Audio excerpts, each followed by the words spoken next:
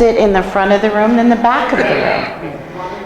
Because we're going to try to have some fun, just a little bit. So, you know, I'm Beth Ertz, I'm the nursing home administrator. I think most of you have probably met me.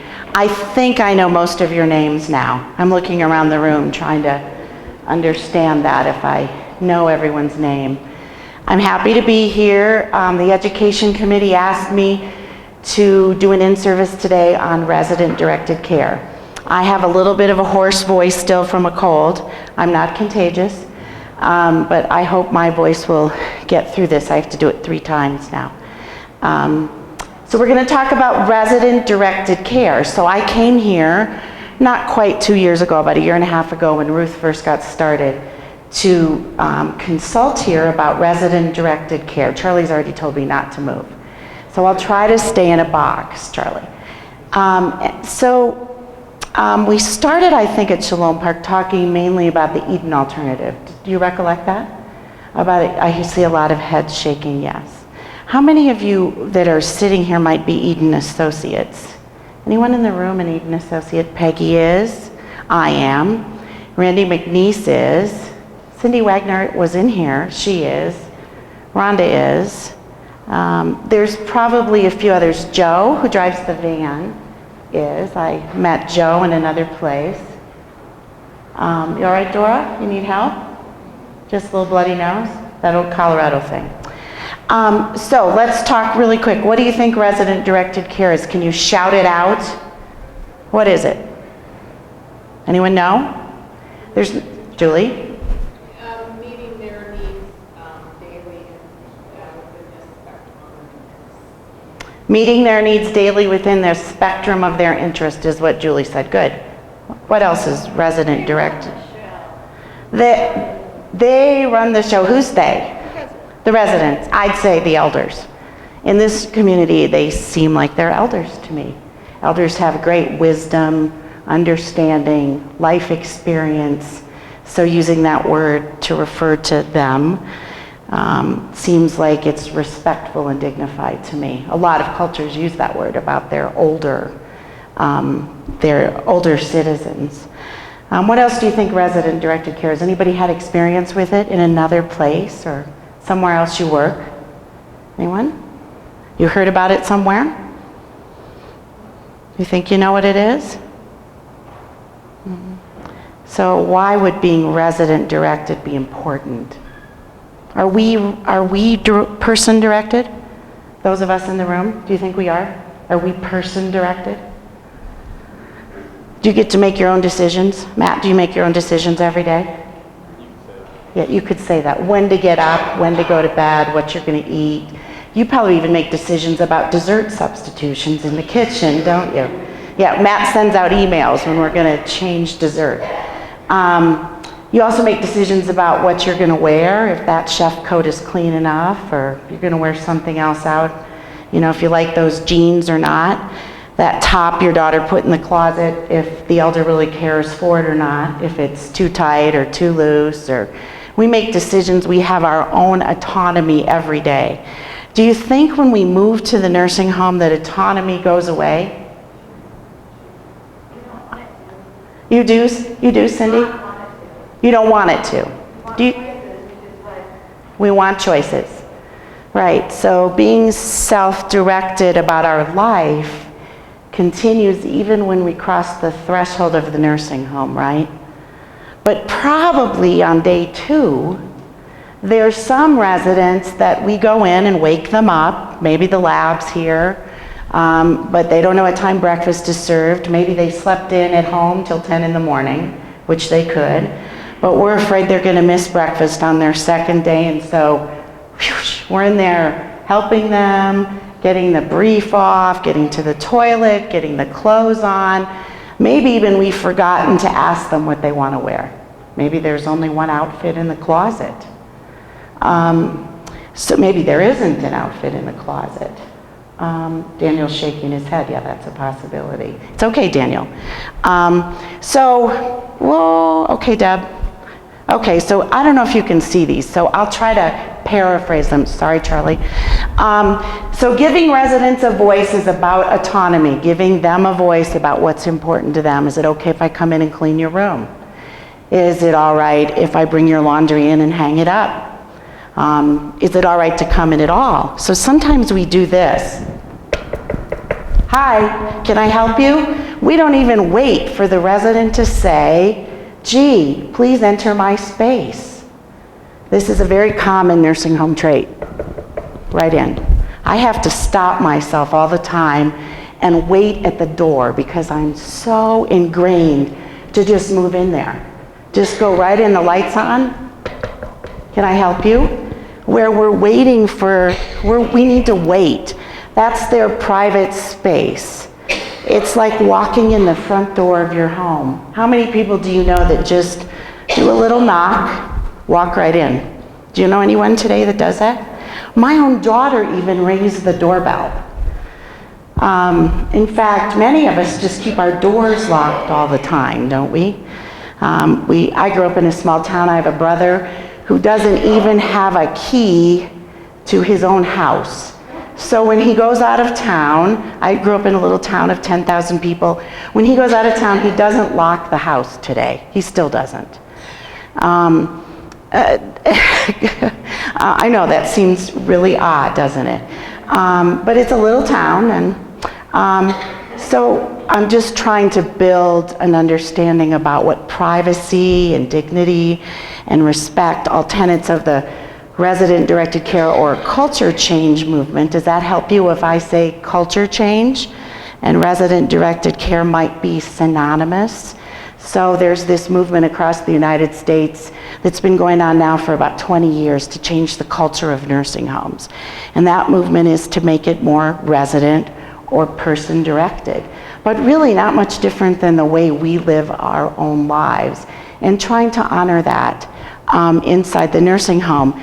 Because nursing homes, when they started in the 60s, the late 60s, Congress passed Medicare and Medicaid, and the advent of nursing homes was because there was now reimbursements, Medicare being federal government reimbursement, Medicaid being a federal state with a federal match reimbursement coming into the nursing home. So all of a sudden nursing homes just started building in our country. We now have about 17,000 nursing homes in the United States, and they all looked like hospitals. They all had double-loaded corridors with a nurse's station and a call light system, and we didn't really create a place that looked like home. Now, Shalom Park's different than that. Shalom Park really took a step in a different direction when the vision was developed and we started building. And actually, I was a consultant here way back, not in developing the community, but in opening the community. So we were trying to create home. The other thing I want to bring up now is that one of the tenets of our culture change journey at Shalom Park is about creating home.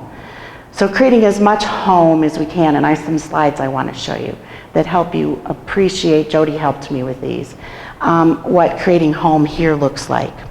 And then we also want to shift our language. I already did that once. Did you hear it? What was the shift? Resident to elder. Can you think of some other language shifts? Anyone? We're playing a little game in new employee orientation. Has anyone been in new employee orientation with me? Anyone in the room? We're playing a Pictionary game on my part of orientation to try to help new staff do this shift in language. I believe it has to start early.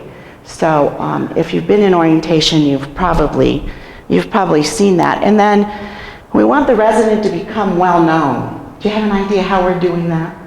How do we do that at Shalom Park? How do they become well-known to us? You just started doing it again this week. Elder of the Day. Very good. Nice. So I think this week, it's Wednesday, we've already had 9 meetings, 3 on each neighborhood for Elder of the Day. Does that sound right? Yeah, and I know sometimes we attend meetings like that and wonder why in the heck we're there. But we're really there because we're trying to help that elder become well known to us. What's important to them, what's their simple pleasure, what's their routine, not our routine, not our task, but theirs. And then trying to honor that. And so that's part of that discussion. Charlie's gonna really not like my video. So we're really working on that as well in Elder of the Day. And some of you I know have attended all the Elders of the Day in the neighborhood, but if you're interested in coming and you haven't been to an Elder of the Day, come and appreciate. I was up on Penthouse. I'm a member of the Penthouse neighborhood team. So I did the Elder of the Day on Monday and Tuesday up there. And Susan came to me and said, "What are you doing up here?" "Where are you, Susan?" Well, I'm up there because I'm a member of that team, and it's part of my role to be up there coaching and guiding and participating. But Monday and Tuesday we had about 22 people that attended Elder of the Day staff. So we really got a great perspective on the elders that we reviewed and what's important in their life. So it wasn't all about medical issues or medications or treatments or physical therapy. It was about their life and what's important to them living at Shalom Park. I assure you that there's no one else in the Metro Denver community that's doing Elder of the Day. So I think that speaks so well to what's important here and how we're trying to honor the life of the resident. And then we want to put meaning and purpose in their life. So sometimes it helps when we talk about what gives us meaning and purpose. You already heard what might give me meaning and purpose. I told you Lena's Frozen joke early on if you were in the room. But what else? That's my granddaughter. What else gives you meaning and purpose? Anybody want to say what gives you meaning and purpose in your life? Is some of it your job? Yeah, Peggy's saying yes. A lot of the meaning and purpose in my life is my job. Tracy's shaking her head yes. Diane, I know you love the residents that you work with. So this probably gives meaning and purpose to your life, right? It does to mine. But what else gives you meaning and purpose? Do you have hobbies? Do you go to church? Do you consider yourself religious? Some of the residents that live with us certainly are and have a very strong faith and practice Judaism or Christianity. They're important to them. So imbuing the residents' life on a daily basis with meaning and purpose is vitally important in this resident-directed movement. So when you look at some pictures that Jody and I pulled from Shalom Park, one of the other things that you think about, what we just were talking about, is engagement and relationships. How many people in the world get to go to work every day and spend time with a group of really wonderful older adults? Not very many.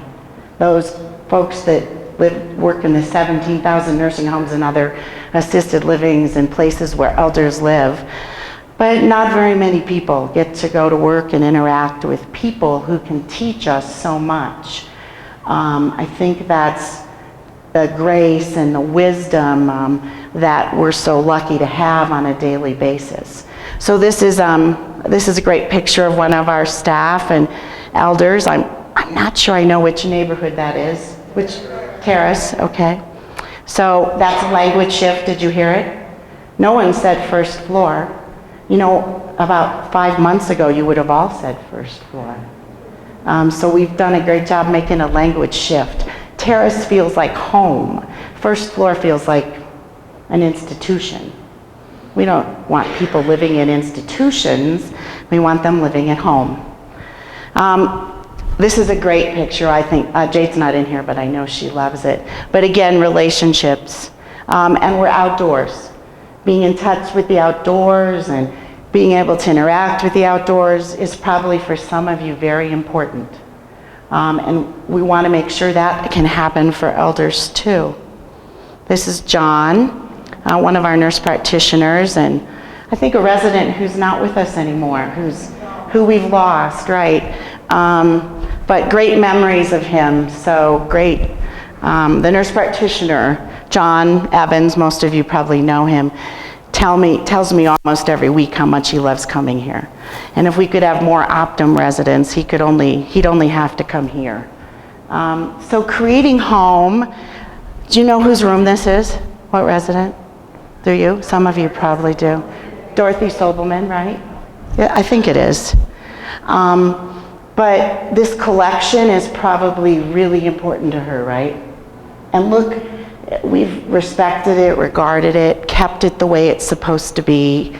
You know, we've honored it. She gets to have it in her space. It creates home for her. Some of those things I've talked to her about in her room, and they're sacred to her, about where she got them and what they are. And so this is part of how we create home. Home's not all about artifacts or sacred items, but some of it is. Some of it's what creates that space for us. I'm not sure I know whose room this is, though. Okay. And these beautiful old pictures and memories that she has in her room are so important. I've been in nursing homes before where these pictures were displayed in common spaces, so that outside of the resident room, they could appreciate that the space was also theirs and not ours. But you see some of that because there's collections like the dolls. You see the dolls, the clown collection out here. Marilyn could probably tell me about all the others, but there's a lot of art that's been donated to the community all over. You can see it in here, you can see it all over the community. That creates a really sacred space for us. It's in the synagogue, it's everywhere. Another resident room with space that isn't what we provided, but's important to her, in her room. Another space that has a much larger bed than we provide. It's important. So people have brought things in to make their room. We see the personalization of space pretty common today in nursing homes. Creating space like we have outside of the room is less common. This is, gosh, I might forget. Karen, what room is this? 114 on Terrace. So this is a new room with, I would call it, forever we've called it a semi-private room, right? But shared space, a shared bedroom. Marcia knew, because that's all I call it, a shared suite. So another thing that's really unique about Shalom Park and our forward thinking is that we have predominantly private rooms, private bedrooms, and private baths, which very few nursing homes have. And sometimes 4 people share a bathroom in a nursing home. But this one, we've even gone farther and created bedroom privacy beyond the privacy curtain. Have you thought about living in a nursing home and all the privacy you have is a curtain? Have you thought about that ever? There's so many things that we do in our life that are private, and that the only person that we ever talk to them about or think about are in private space, in our bedroom or our bathroom. And so this is creating more private space for the elder that's coming to live with us. If you haven't been to 114, go take a look at it. So both bedrooms now have these beautiful louvers that are magnetized so that they can close. And the wall configuration is slightly different. So a little bit about the physical environment helps you understand then what moving to person-directed looks like, that a resident can say, gee, this is what's important to me in my environment. But also what's important are those daily routines and choices. It's hard for us to get those to happen without us treating the staff in a way that's going to provide for that. So for those of us who work here, it means changing our leadership approach to one that is more transformational, to one that whatever we do to the staff is going to do to the elder. So when we stop and converse with the elder, and we converse in a way that we know is appropriate, right? We're in a lower place than Diane is, right? And we want to honor her, protect her privacy by not getting too much into her space. That doesn't feel very comfortable, does it? No. So you want to keep a distance, but you want to get in a place where, what does this do for Diane? Does anyone know? What does it do for you? It makes her an equal, or she has more control than I do, right? So it's very important, you know, when we try to communicate with people who have sensory loss and dementia from behind them, they have no idea that we're even there until we do this, and then they're startled. And they might fall or go in the wrong direction or end up with a bruise or a skin tear or, you know, not feel very good about the interaction. So we have to model that, all of us. We have to model what's right for the resident. And so many people who live here have some kind of dementia going on that we have to be aware of this all the time. So as we treat staff, staff will treat the elder. So what happens if I'll pick on the assistant directors of nursing for a minute. What happens, they come in a really bad place today, and they're very grumpy, and I don't think any of them do this actually. They're verbalizing orders and telling you what to do, and what happens on the neighborhood? What, Tracy? Morale goes down. Morale goes down, yeah. Do you suppose the staff is likely to do that with the elder? Yeah, absolutely. Let's get up, get in the bathroom, okay? Here's your clothes for today. We gotta hurry up, breakfast is late.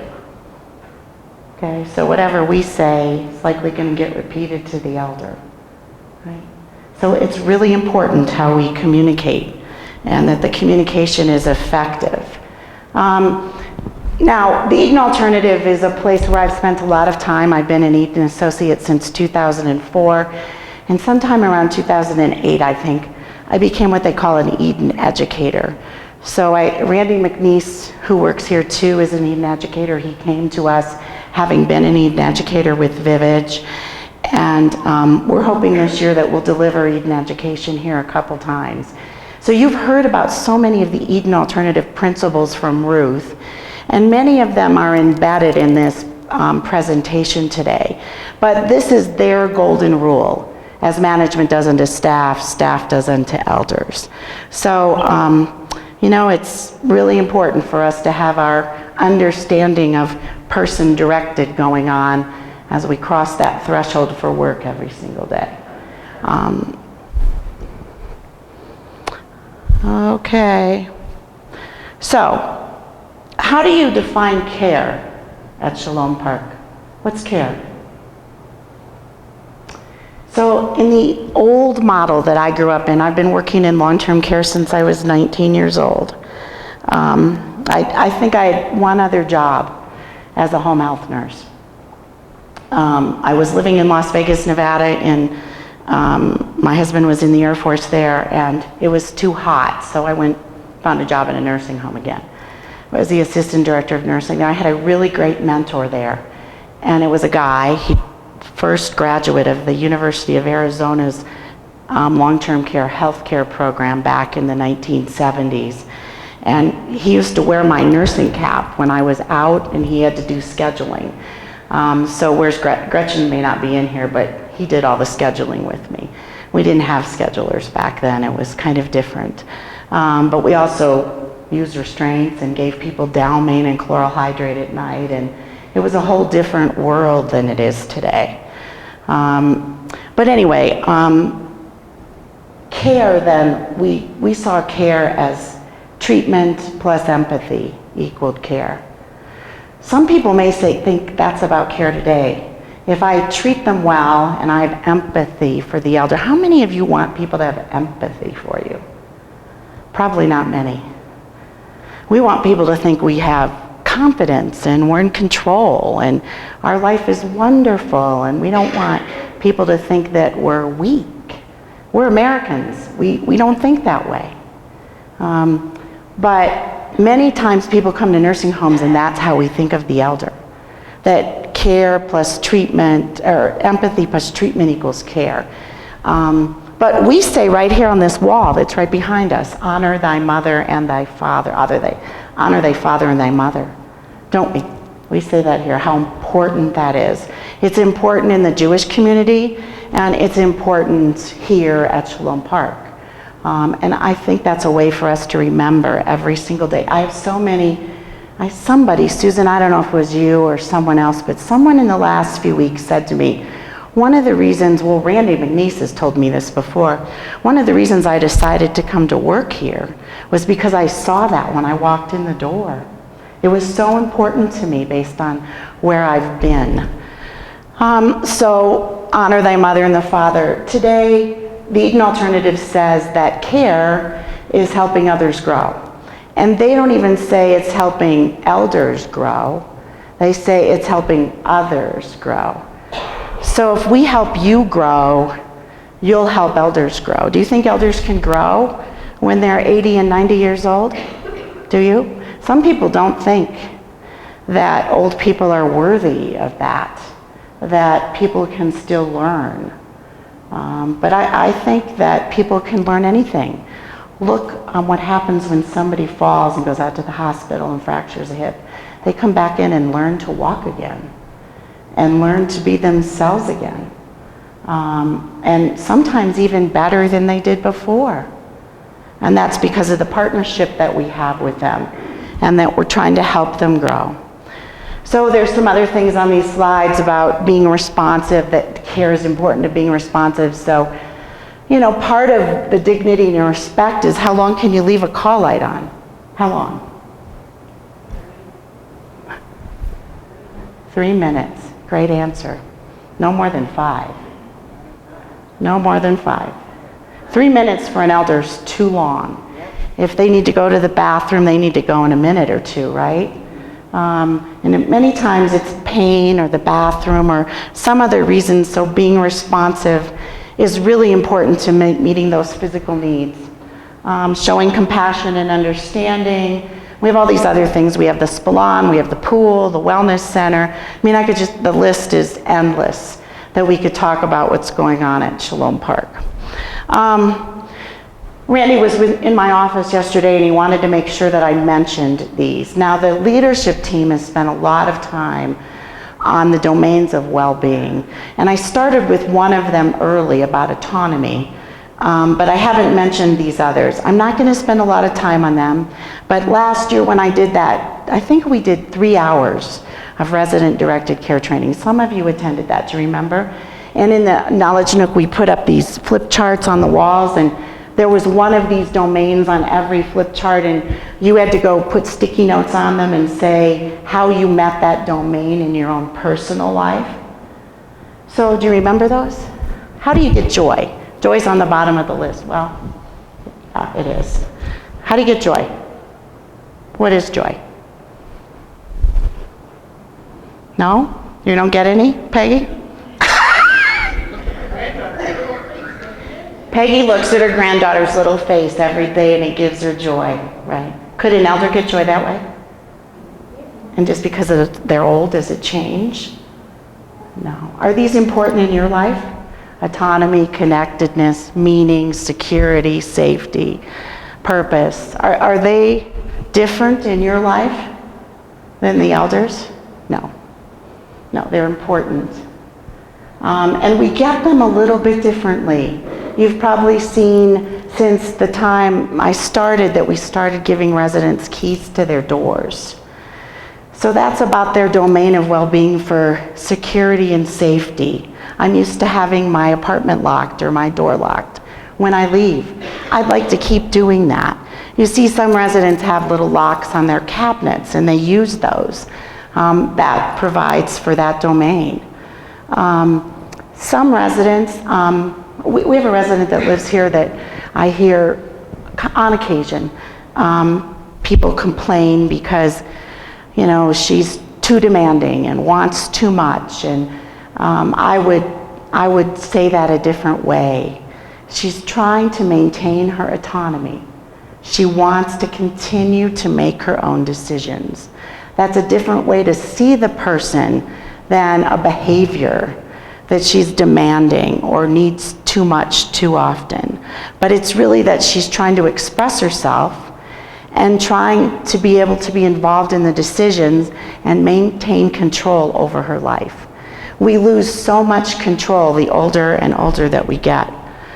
So this is the game we play in new employee orientation. What time is it? 2 o'clock. So if you've already played it, don't cheat. Just be quiet, okay?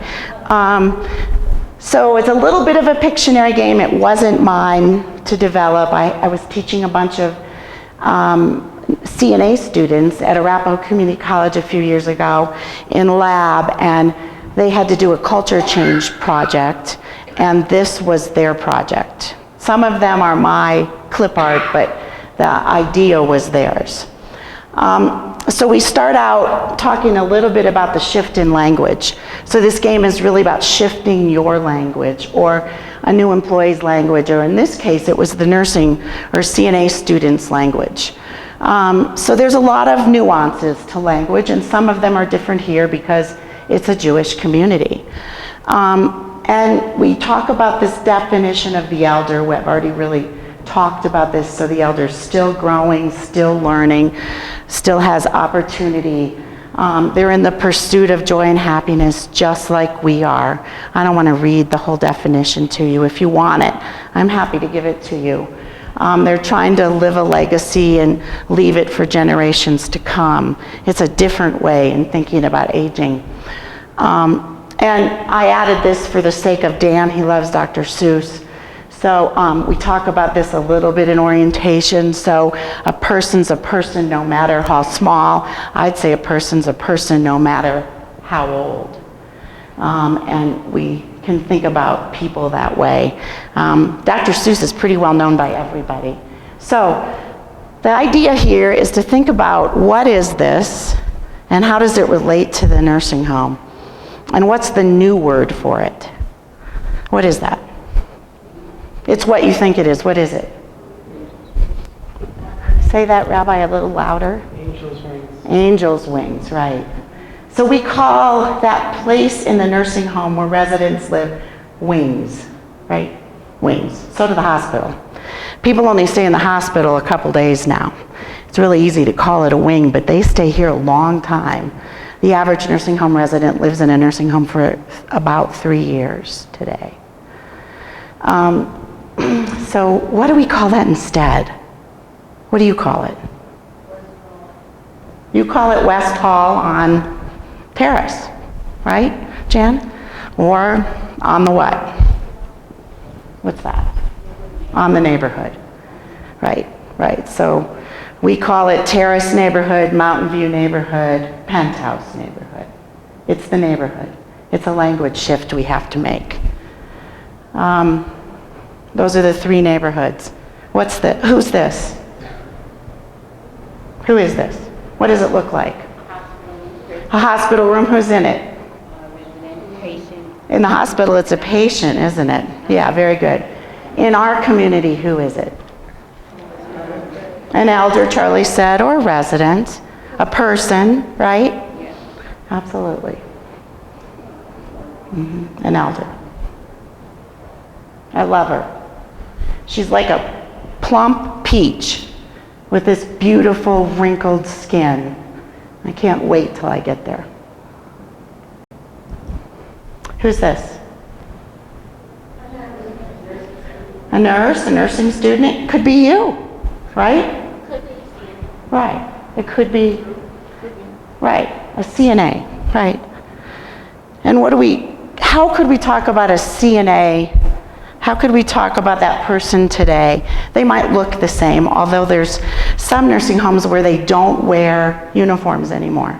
They wear street clothes to create home. Yes, to create home. We don't wear uniforms at home. If any of you have ever been to or worked at Rowan Community, you probably know they don't wear uniforms. There's a lot of controversy about that. I'm not going there. It's not a goal of ours this year. But in the Eaton Alternative, they call this person a care partner. We're partnering. You're giving me care as the elder. I'm giving you care as the staff. How does the elder give us care? Anyone? How does the elder give us care? Bobby, you had an answer. I know it. I saw you whispering to Denise. That's right, a smile, a story, a hug, how was the soccer game? Did your daughter sleep through the night? I mean, there's so many things. Let me tell you this story about where I grew up. And in that story is some parable or understanding about life that maybe you hadn't appreciated before. So a care partner is the new word. This could be a care partner as well. Instead of a housekeeper, we're all care partners. What's this? Oh, just say it. What is it? A bib. It's a bib. To heck with clothing protectors. That's just a way of saying it's a bib. A bib is a bib is a bib. It's just an adult bib, right? Right. Now, I understand this is what the elders at Shalom Park prefer. I've been down this road a lot of times. This isn't my first rodeo. I have never found an elder that really prefers a bib. Bibs are for babies. Elders want to use a napkin or something that's appropriate. But we have to get there. Somehow we've convinced them, I believe we did that the right thing to do is to wear bibs. So eventually in my tenure here, we will get rid of these. I promise you it's a goal. But we have some work to do to get there, okay? We just pick them up and put them on every time we go in the dining room. Rabbi. That's not necessarily true. That's not necessarily true. Some of the residents are asking for them when they're not at the table. So Rabbi says it's not necessarily true. I agree with you, but we've institutionalized the elder. They didn't have them at home, and they don't have another choice. So it is what they ask for. So we institutionalize people, I don't mean Shalom Park, I mean the nursing home, in about 3 or 4 days after they move in because we don't give them another choice. I try to call them aprons. Jan tries to call them aprons, but a bib is a bib. But it sounds more adult. It sounds more adult, so does clothing protector. We'll go there, but here's what adults use at home. Paper, cloth, terry cloth. We all use napkins. Who's this? Grandma, an elder and a child. Research has been done that indicate that the reason that elders and children get along so well is because they know how to be versus do. They're the generations that can sit and be and don't have to do.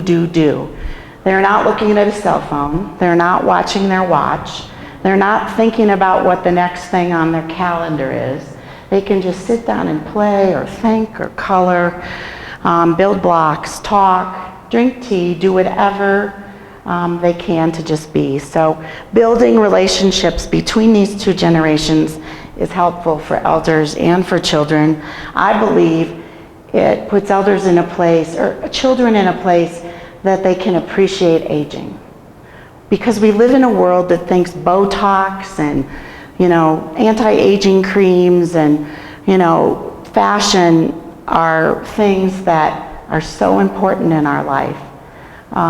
And we color our hair and we buy a lot of cosmetics, and I do all that stuff. You can see my gray roots. I'm getting it colored tomorrow. So you have to think about these things. What's this? Oh, I love your answer. Who was that? Who said diaper? Good. That's what I wanted you to say. It's a diaper. Cool. So what is it? It's a brief, right? An adult, it's kind of like a bib, but in an adult way, we would call this a brief. Diapers are for babies. What was that, Barb? A diaper's a diaper. But if you were 85, would you want someone to say they were diapering you? No. It's without respect and dignity. So we want to do as much as we can to call it a brief. I think some of the residents call them pull-ups. Now my grandchildren call theirs pull-ups too. So that's, across the generations, right? So that works. So I'm just trying to help you shift your language. We want to shift it. So I'm sorry, this is the best picture of underwear on the web I could find. But it's underwear. It's a brief. It's underwear. What's this person likely doing? Marsha, what are they doing?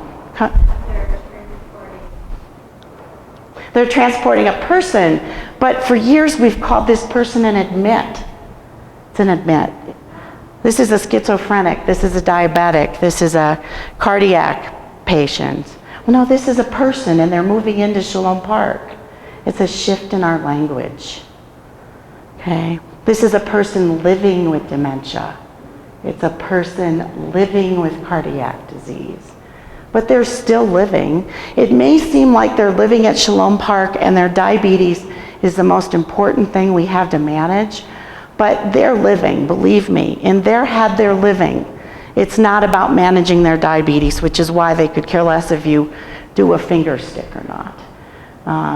Or whether they get pie or not. They probably want pie, and we care whether they decide they want to eat pie. What's this? Julie, what is that? An activity, thank you. Good word, Julie.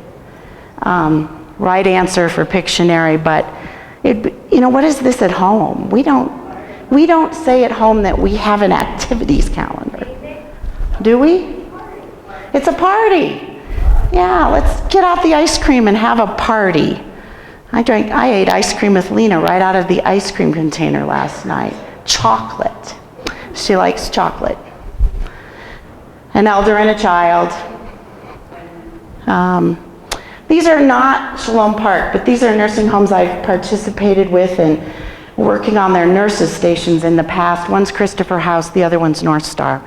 They're both Vivage homes, but they both took out their nurses stations to create space that felt more like home and less institutional.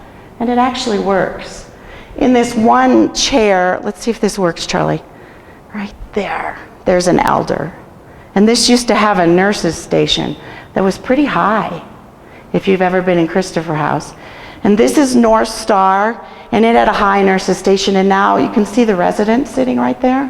You can roll right up to the desk, and like the other side of our nurse's station. So we have what a lot of folks would, Rowan has one like this too, a transitional nurse's station. So more to come about that. It's probably a step for later. And what's this called? You said it earlier. Who said semi-private room? I might have. So a suite, a shared suite, right? And this creates home. The space feels good. Okay. So residents with dementia too, there's residents on that slide. I don't think there's anyone else in the room, but I put the list up there intentionally because these are residents that we have concern for about how they can live successfully with dementia here at Shalom Park. Many of them live on Terrace, but not all of them. And so what do we do to shift our practices? That's another step. We shift our language, and then we shift our practice about how we care for these people. One of the practices we've gotten out of doing is restraining people. So in the past, if somebody was either going to fall or wander, we would have put a restraint on them. We don't do that anymore. But we have regulations that say we can't. So we can't use restraints. We've had, over the last probably 5 years, a lot of communities reducing alarms. We don't use alarms anymore either. Instead, we like you to be doing purposeful rounds. Some of you have also seen me, people with dementia. I did this a lot with Ellen when she was living here with us. A little bit of validation therapy. I'm not great at it. I'm not certified in it. But when I went to nursing school, we learned about reality orientation. And so that would give us cause to say something like, oh, your mother died 30 years ago, which we would never say to an elder living with dementia and put them in touch with reality. We might say it's, I don't know what day it is even today.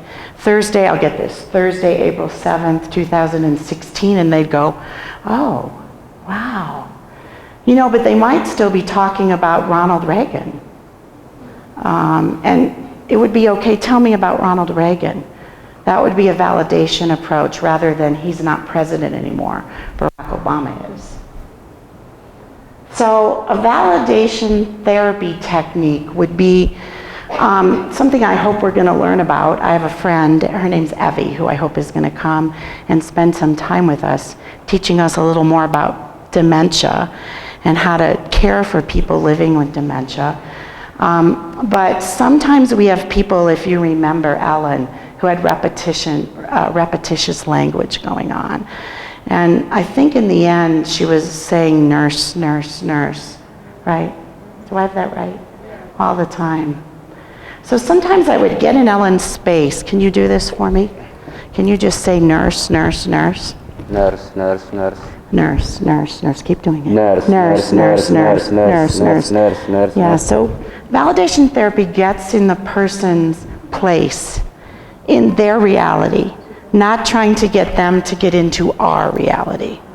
We always want the resident to be in our reality. We have to get in theirs. And many times when we do that, Barb's watched me do this on occasion. When we do that, we can get that to stop momentarily. And we can get them to say something that might be helpful for us or them in caring for them.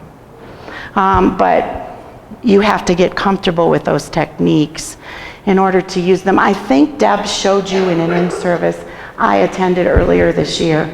Naomi Feil, do you remember seeing her? Naomi Feil's about, 80 years old herself. She's renowned in this validation therapy technique, and she has multiple videos on YouTube if you want to go see them. She's just really wonderful with people living with dementia, but we'll get there.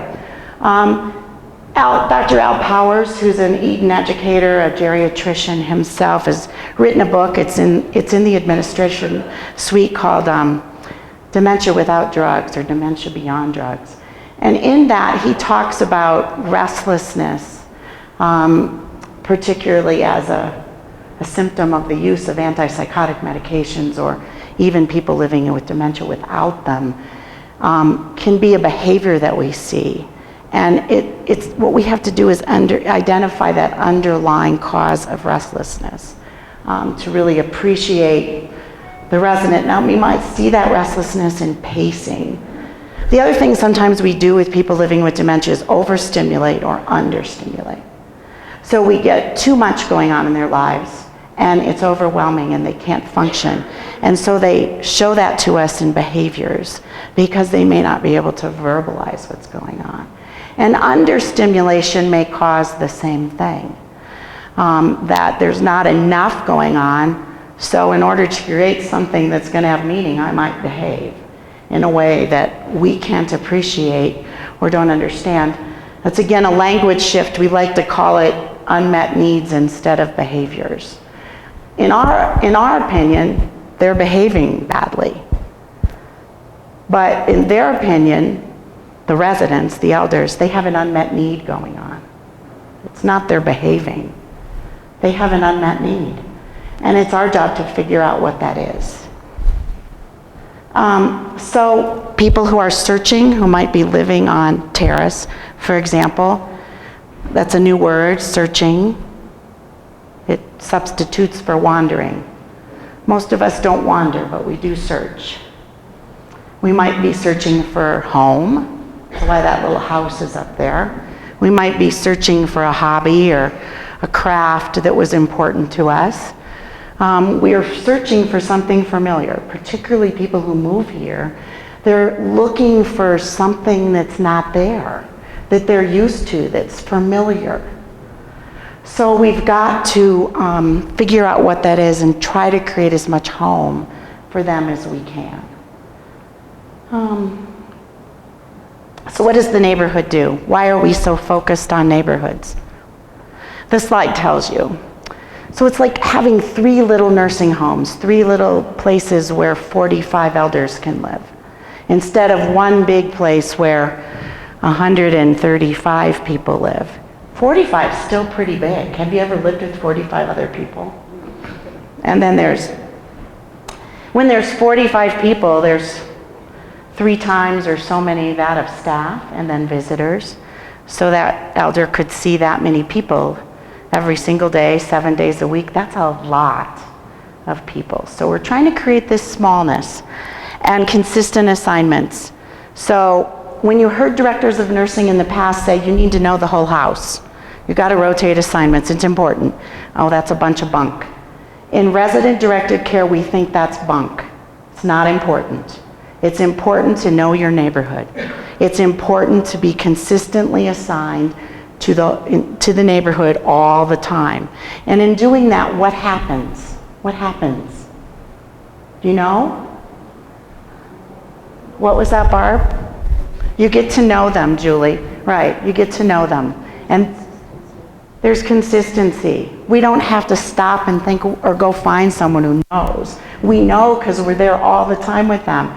We know what nurtures them, what soothes them, what gets them to go to sleep, what means they have to go to the bathroom, when they're hungry, what they say. We know those things because we're there with them all the time when we're working. It's interesting when we talk about consistent assignments because over the course of a month, just in the nursing department alone, one resident interfaces with as many as 12 to 20 people, even when you're working on the same neighborhood every time you're here. 12 to 20 nursing staff every single month. Now, if we weren't doing consistent assignments, they might interface with 40 or 50 nursing staff. Way too many. But I know that you're going to be here today, and someone else will be here this evening, and someone else tonight, and I know I can count on that 5 days a week. And I know that then I really can get my needs met and really feel comfortable living here. It's important. I hear the care partners up here saying, Do you like it? Do you like working with the same elders? I see some heads shaking. You get to know them too. You know their routine. You get a hug, a smile, you have a relationship. It gives you meaning and purpose coming to work. Otherwise, sometimes it's hard to get up and go to work. Healthcare's grueling. It's hard. Okay, the other thing that's on here that I haven't talked about, we haven't gotten to, that we hope neighborhoods will do eventually is develop a code of ethics that's important to that neighborhood, to the elders who live there, to the staff who work there. They might not all be the same. Remember, we have 3 little nursing homes, not one big, huge one. 3 little ones, Terrace, Mountain View, and Penthouse. So codes of ethics, teamwork, consistent assignments, those are all tenets of the neighborhood. And we do learning circles. Ruth does more circles than anyone I know. Do you do circles with Ruth? Yeah, the nursing staff I know is all shaking their head. And most of you, if you're working on a neighborhood, you're doing circles too, right? We did a circle this morning in leadership. Every Thursday morning, the leadership team does a circle. And some of you have come to those circles. We've wanted your perspective and point of view and your opinion about things. It's important. We'll do more. We'll do more and more circles. It's important that elders are involved in circles. What does a circle do? It honors everyone's voice and gives kind of a leveling playing field to everyone who's participating, rather than maybe the director of the department having the most important opinion or voice. You can't read this. This was an email that Peggy sent out. What time is it? It's what time? 2:45? Oh, I have 5 minutes. Wonderful. This year, Peggy, at the beginning of the year, Peggy's our dining director here. I'm not going to say that. But she's a care partner, so she's washing dishes some days too. Peggy sent out this beautiful email. I'll try to read it to you. Put yourself at their tables. When you think about a dining experience, what comes to mind? When you think about a time of socialization and being amongst friends, talking, laughing, and sharing memories over a meal, what comes to mind? The leadership team at Shalom is committed to looking to ways to create a dining experience. Currently, we have food, a dining room, staff, tables, and chairs, but not an experience. We formed a group of elders, staff, family members. We're working on it. there's not as many people involved as I'd like to see. We're doing a performance improvement program relative to the dining experience, trying to figure out what's important to the elders. We've had a poster session on Penthouse and done some circles on other neighborhoods to try to figure that out. I don't think we know the answers to that yet. But you probably noticed I don't remember, some of you may know the date, but one day early this year I had a family member just rake me over the coals about the dining room doors being closed. And I felt I wasn't upset, but I felt bad for them. His mother had to sit outside. He said it was like, these are his words, not mine. He said it was like watching cattle herding going on outside the dining room door. That made me even feel worse. That we had to wait and wait and wait just to go in and sit at a dining room table. How many of you just sit at your dining room table a lot of the time? Having a cup of coffee or sharing a story or having pie later in the evening or being there with your family. You know, it's tradition. So I opened the doors, not knowing what I was really doing, knowing I could probably be in a lot of trouble with the rabbi from the Vod and the kosher laws and everything that we've been governed by for many years. Turns out the rabbi came and he wasn't really upset. He was okay with what we were doing. In fact, he said that Jewish laws had changed over the last 10 years so much that we really needed to worry only about the time the food was being served. So that kind of opened up our thinking about what we could do with the dining room. And most of you, we've had circles about that and huddles and learned that we can do things differently now in the dining room. So we really need your help in trying to get to a place where we have a wonderful experience going on for the elders, where there's customer service and dignity and respect, and that the neighborhood can work as a team. So in a traditional nursing home, we would see a dining department, a nursing department, an activities department, a housekeeping department, and we'd call those silos or departments. But an organizational chart would have them in departments and silos, and never between them did anything really happen. But in order for this to happen, we have to get out of those silos and be a team on the neighborhood about how we provide a dining experience for the elders. And when we go into a restaurant, they ask us automatically, a good restaurant, where we want to go back and have another meal, they ask right away what we want to drink. They tell us what the specials are for the day. They offer up a menu. They come back pretty soon and figure out what we want. Start service. And take our family members in the restroom. They come back again. Daniel's shaking his head. Yeah, that's all right. So we want to create an experience that feels like that for the elder.